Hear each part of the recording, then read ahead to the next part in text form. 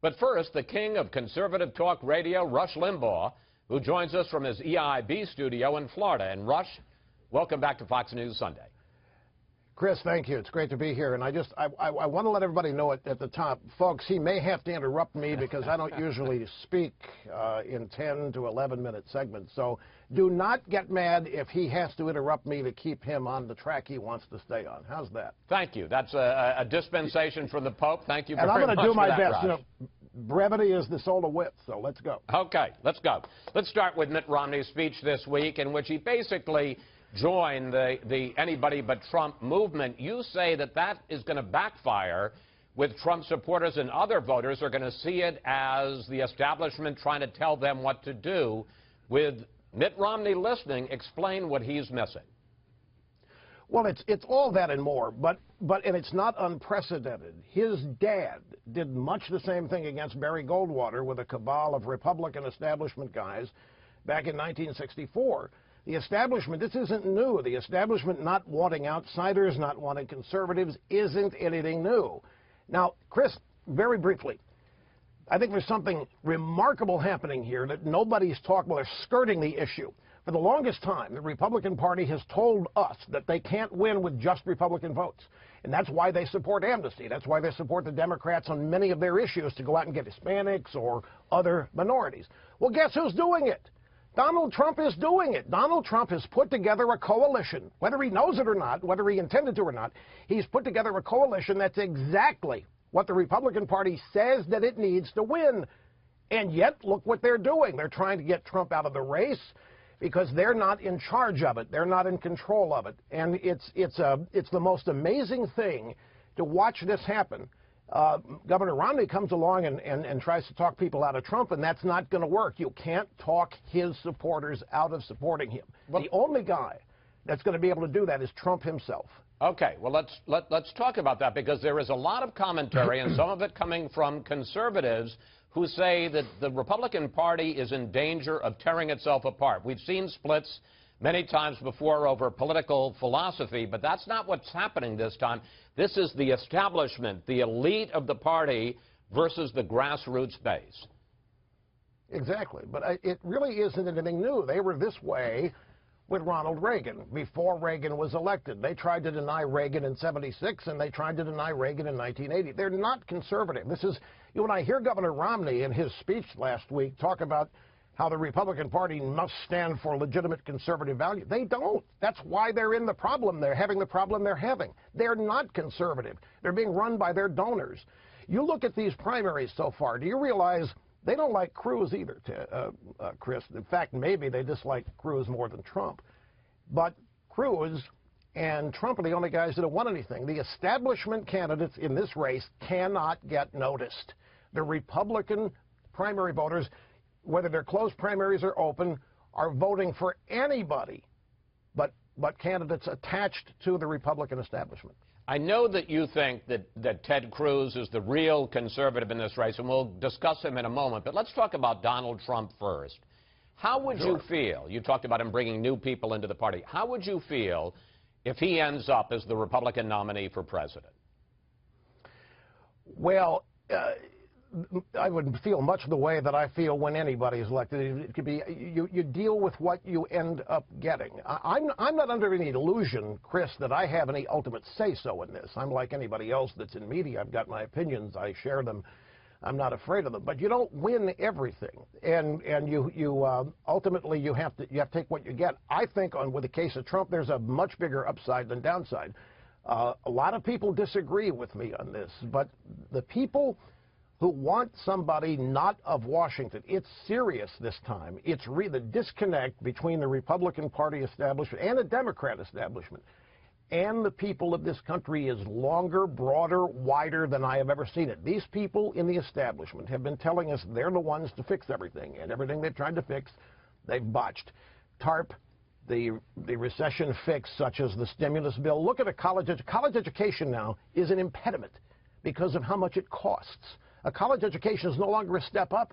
The American people have worn out their patience being told by their so-called betters that you don't quite know how to live your lives the right way. We need to arrange things for you so that you can do better than you would do yourself. And people think it's the other way around now. They would rather invest in themselves than to listen to a bunch of people in Washington who do not have a record of fixing anything. All right, let's talk about Marco Rubio. He had a tough night last night, 3/3 and a 4th. As we pointed out, Trump won 2 states, Cruz won 2 states. Afterwards, Trump called on Rubio to drop out and make this a 2-man race between Trump and Cruz.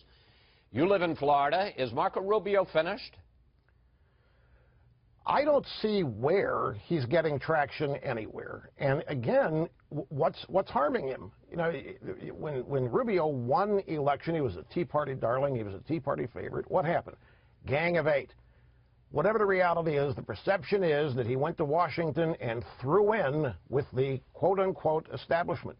He cannot recover from that, has not been able to recover from that. He is seen as now the candidate the Republican Party and its donors have decided to glom onto next. They tried Jeb. You know, look at Jeb Bush, $115 million, and Jeb actually stated in December 2014 that he was going to win this primary by not winning it. He was going to win it without winning base voters. They have made it clear they want nothing of their base. They're embarrassed of their base.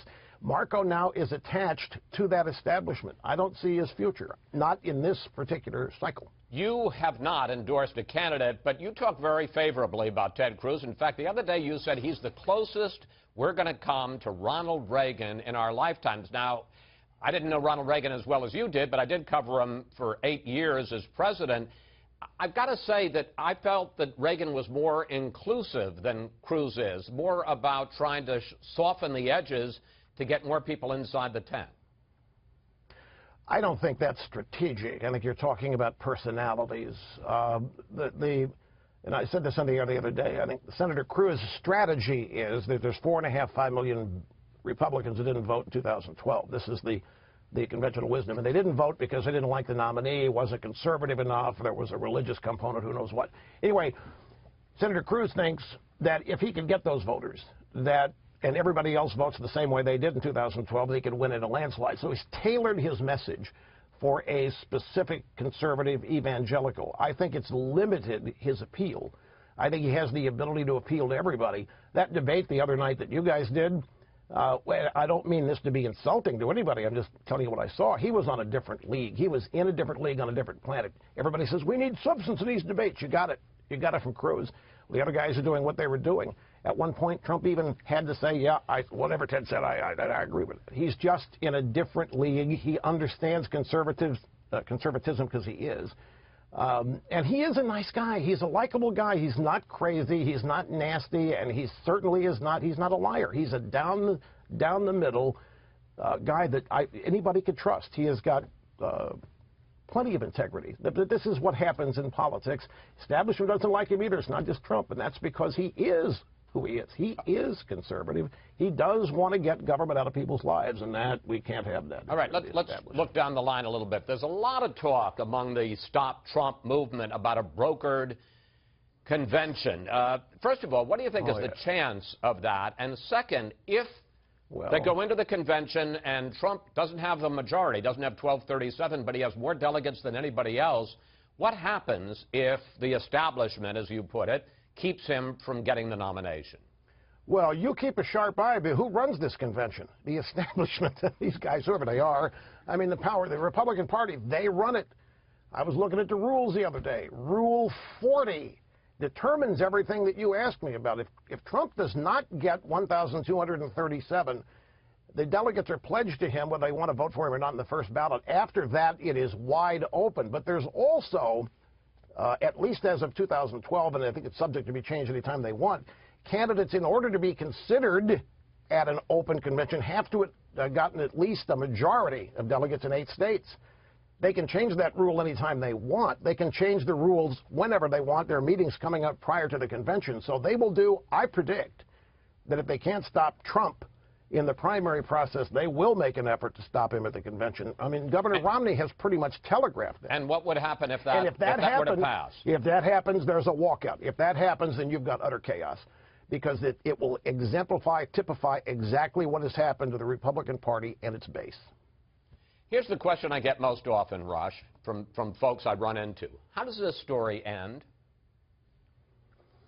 I think it ends with everything working out. I think it ends with a nominee. I actually think when we get down to this summer and this all comes together, and the pressure and intensity now is taken care of, I think we're going to have a nominee, whoever it is, and I think we're going to have support for the nominee. And I think we're going to move forward, because I think at the end of all this, everybody's going to ultimately realize that it's the Democrat Party that is the most destructive force in this country. It's not one of these Republicans, and they have to be stopped.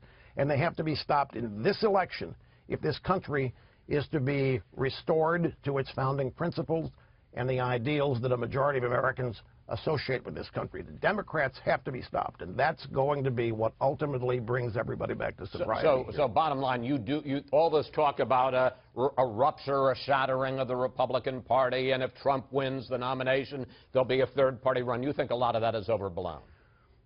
I do, but look, I'm rarely wrong, but I could be. There might be a third party. I just think that the realization that Hillary Clinton, the Democrat Party, posed the greatest threat to our future, children, grandchildren, all of that, is going to bring everybody back to reality. The Republican Party may be forever reconstituted and changed, which may not be a bad thing either in and of itself. Chris, this is real. This is not a phase. It's not a temper tantrum. The average, ordinary American, who I believe makes this country work, thinks the Republican Party is actually oriented against its interests and does not understand or believe the crisis they think the country's in.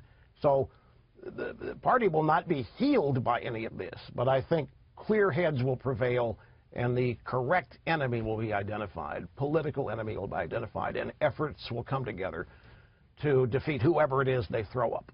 Democrats, I mean. Rush, thank you. Thanks for your time. Always good to talk with you. I don't think I interrupted you a single time. I got to applaud both of us for that. Thank you, Chris, very much. Great to be here always.